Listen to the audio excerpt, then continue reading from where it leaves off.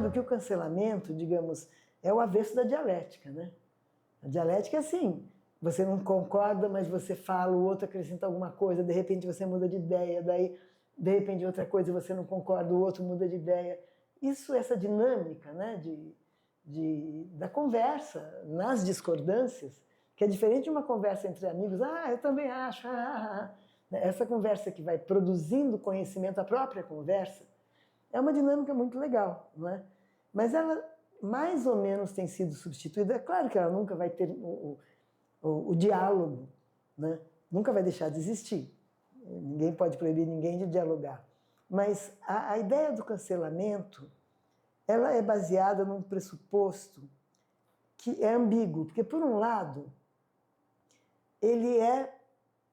a intenção é ser protetivo com certas minorias. Porque isso é mais ou menos essa ideia de que eu só posso falar com quem tem experiência parecida comigo e não posso falar de jeito nenhum com quem eu não acompanho a experiência por classe social, cor da pele, lugar que mora, sei lá. Isso segmenta a sociedade de um jeito ruim, porque um dos recursos fantásticos que a gente tem e que nem sempre dá certo, quer dizer, é um recurso fantástico que nem sempre dá certo, é o diálogo, né? E o diálogo implica a crítica, né? Não é só o diálogo, eu também, claro, você acha isso, eu também acho que legal, e você acha... Isso, de vez em quando, é muito bom. Quando você encontra alguém que partilha um monte de valores com você, um monte de ideias, é muito gostoso, né? E não só ideias, quer dizer, vamos supor, pegar um exemplo bem que ninguém vai discordar, né? Eu dou enorme valor para o Chico Buarque. Eu comecei a ouvir Chico Buarque quando eu tinha 16 anos, nos festivais que tinha da Record, acho que você também, provavelmente, né? E acho as letras dele são fantásticas, ele se posiciona nas coisas. Quando, inclusive, eu fui beneficiada e fiquei muito feliz. Quando cortaram minha coluna no Estadão, que um monte de gente assinou, ele assinou. Voluntariamente, não sei, acho que sim, né? Eu não pedi para ele assinar. Então, tem uma coisa que são as pessoas que você admira e que você gosta muito. E mesmo com essas pessoas, de vez em quando, você não concorda, né? De vez em quando você fala, não, isso que você falou foi uma besteira, você devia se arrepender. Você tem essa liberdade de dizer isso para alguém, não é? Agora, você não está cancelando a pessoa. Você está confiando que ele é capaz de escutar. Ele ou ela. Você está confiando que você também não vai dizer nada ofensivo, né? O cancelamento é o avesso dessa possibilidade dialética, né? Porque a dialética é isso, um tem a tese, outro tem a antítese, no entanto eles conseguem formar uma síntese. Primeiro a Dilma caiu. E eu não acho que ela caiu por causa das pedaladas fiscais. A ditadura terminou em 85. Nenhum governante brasileiro, depois eleitos, né, quis rever os horrores da ditadura, né? No entanto, o número de mortos e desaparecidos era público depois que acabou a ditadura, não é? Então precisou uma presidenta, e eu admiro muito ela por isso, que foi presa e torturada para formar uma comissão da verdade. Argentina, Uruguai e Chile não só tiveram comissões da verdade, os países que tiveram, né, ditaduras na América do Sul. Nem todos eu conheço, mas Argentina, Uruguai e Chile eu conheço. A Comissão da Verdade, principalmente da Argentina, era da verdade e da justiça. Então, eles estavam julgando... Quando eu estava na Comissão da Verdade, que eu visitei esses 3 países, a Argentina, que foi o mais forte nisso, e que teve o maior número de militantes também mortos, né? Acho que 30 mil, espero que eu não esteja lembrando errado. Teve muita militância contra a ditadura e teve muita morte. E quando eu estive lá, eu fui como turista, quis conhecer esses 3 países, quis ir nas secretarias de direitos humanos dos 3 para conversar, etc. Eles ainda estavam julgando na Argentina. A polícia brasileira, contando com esses outros países, Argentina, Uruguai e Chile, é a que mais mata. E mata quem? Pobres e negros, né? Se tiver um milionário fugindo com o cofre de um banco e fugir da polícia no seu carrão, a polícia pode até perseguir um pouco, mas não vai atirar nele. Não vai atirar nele. A comissão acabou no final de 2014, né?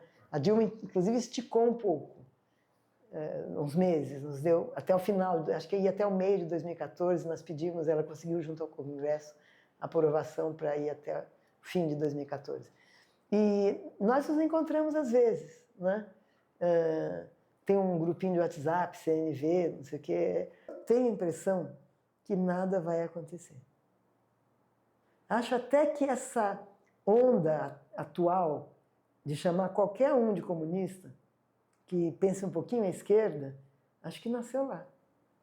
Não posso garantir, não tem nenhuma pesquisa. É uma coisa mais do sensível do que uma coisa científica, uma afirmação científica. Eu só sofri exatamente esse tipo de coisa. Ah, serve da Comissão da Verdade, e o outro lado não vai investigar?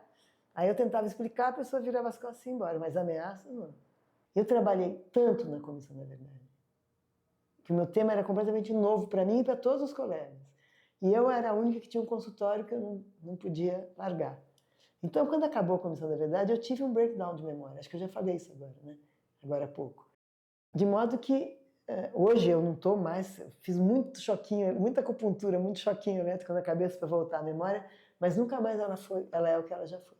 Claro que eu acho que o relatório da Comissão da Verdade devia estar nas escolas, devia estar na formação do Exército, nas turmas de formação.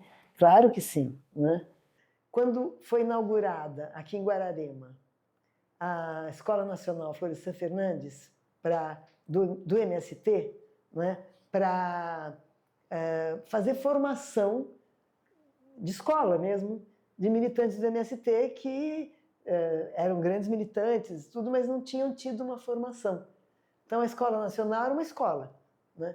E aí convidaram, quando ela foi inaugurada, convidaram um monte de gente de esquerda para ir lá. Maravilhosa. Se você não conhece, em Guararema você procura, é fácil. Aí, bom, foram vários colegas e, por exemplo, né, Zé Carlos Dias, advogado, Pedro Dalari, vários puderam contribuir com a sua formação, com os seus saberes. Aí chegou a minha vez e eu disse, olha, é o seguinte, eu sou psicanalista, quer dizer, um tipo de psicóloga, porque quem estava ouvindo lá também não precisa saber quem é. E então eu não tenho nenhuma habilidade técnica para ajudar. Agora, o mundo está cheio de gente maluca. Eu brinquei, falei maluca para não falar neurótica. E então eu trabalho com isso. Se alguém tiver muito maluco e precisar de uma psicóloga, sou eu. Aí todo mundo riu, né? Quando acabou a reunião, o Stedley veio e falou: quando é que você pode começar? E aí foi incrível, foi um período, porque eu trabalhava de segunda a sexta, sábado. No começo eu tinha carro, depois eu vendi o carro, pegava um ônibus, ia pela Dutra, descia no lugar que tinha um anúncio de MM, que eu sabia onde era, atravessava um pontilhão, andava 1 quilômetro numa estradinha de terra e chegava na escola. E atendia pessoas, em geral depois tinha carona de volta, não precisava, nunca voltei sozinha à noitinha, assim, nunca. E eu ficava atendendo pessoas.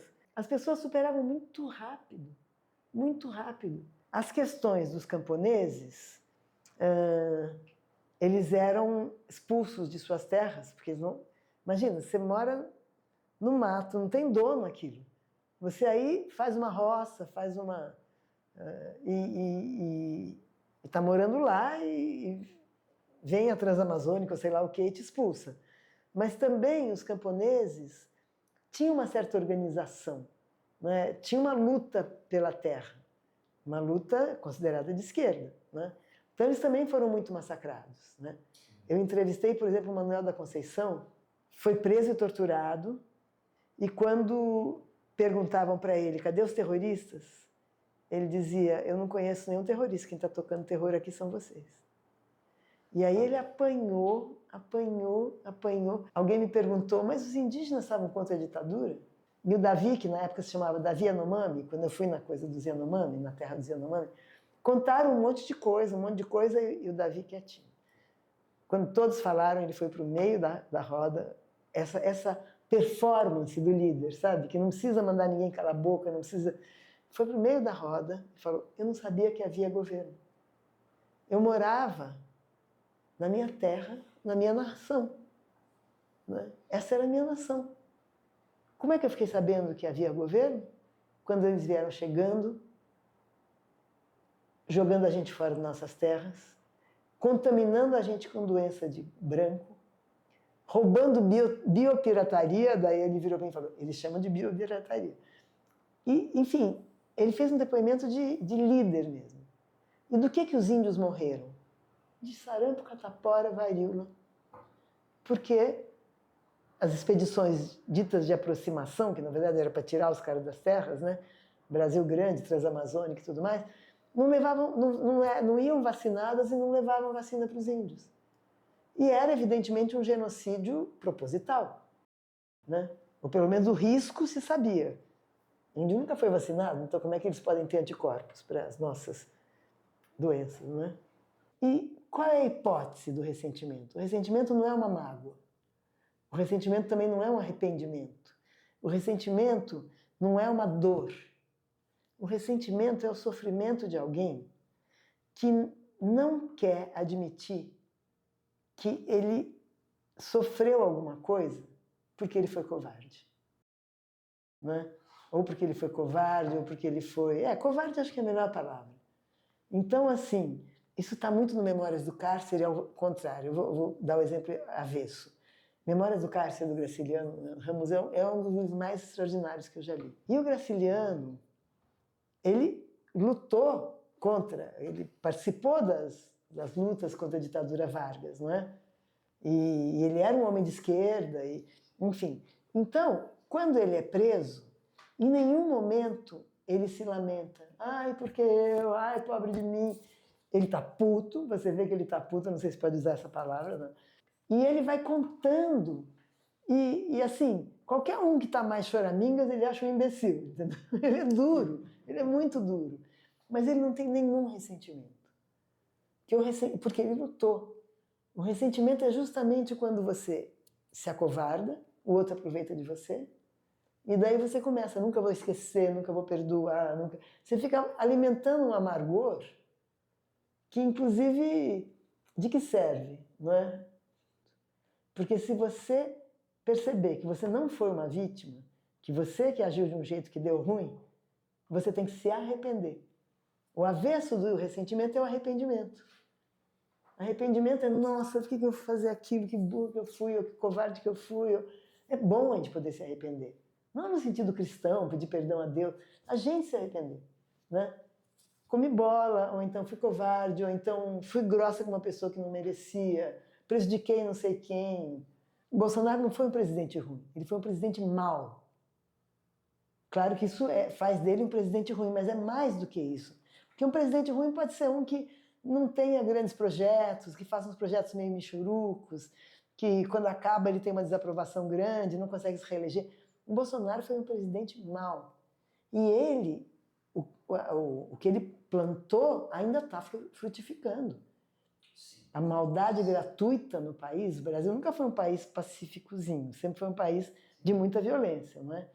Mas tem uma intransigência, uma maldade, uma intolerância que está achando brechas para permanecer.